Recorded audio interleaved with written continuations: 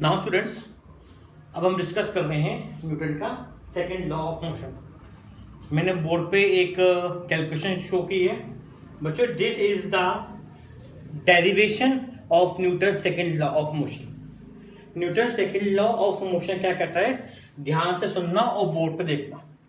Newton second law of motion says that rate of change of momentum is directly proportional to force applied.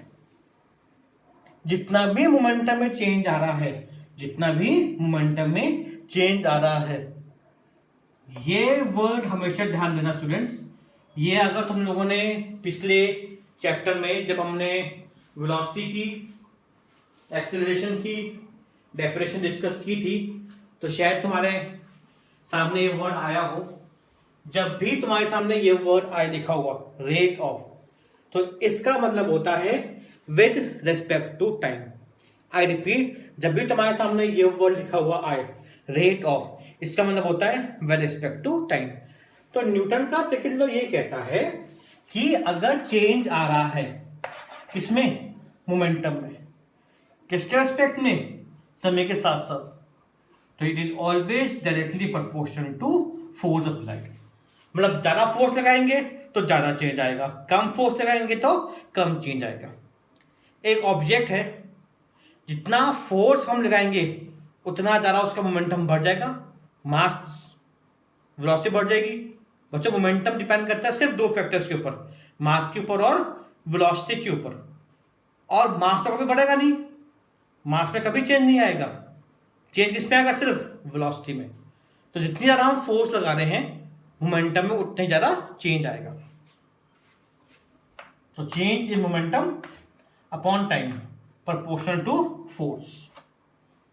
Okay, जब भी हमें change निकालना हो students, जब भी हमें चेंज निकालना हो, तो चेंज हमेशा निकालते हैं फाइनल वैल्यू को और इनिशियल वैल्यू को माइनस करके। ऐसा हमने पिछले चैप्टर में एक्सेलरेशन के फॉर्मूला में भी किया था शायद। चेंज निकालना है मोमेंटम में, तो मोमेंटम में चेंज कैसे दिखेगा स्टूडेंट्स, फाइनल मोमेंटम में से इनिशियल मोमेंटम को माइनस कर दिया। मोमेंटम का फॉर्मूला होता है मास इनटू वेलोसिटी। यहां पे कंफ्यूजन क्रिएट हो सकती है। मोमेंटम का फॉर्मूला होता है मास इनटू वेलोसिटी। तो बच्चों, फाइनल मोमेंटम का फॉर्मूला क्या होगा, mass into final velocity, minus का माइनस। इनिशियल मोमेंटम का फॉर्मूला क्या होगा, इनिशियल मोमेंटम का फॉर्मूला क्या होगा, mass into initial velocity.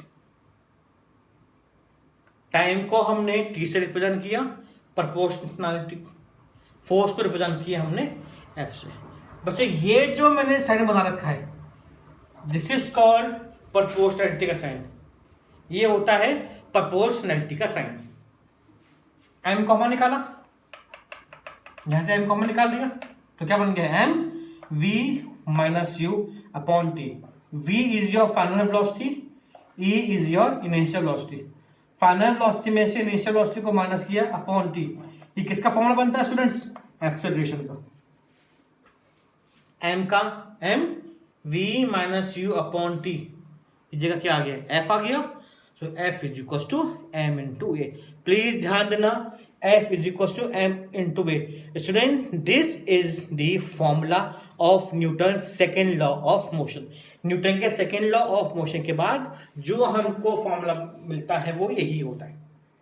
This is very important.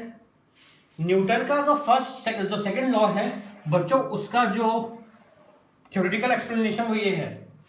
इसको तुम इंग्लिश में लिख के आना, इसे एज इट इज लिख के आना। Rate of change of momentum is directly proportional to force applied.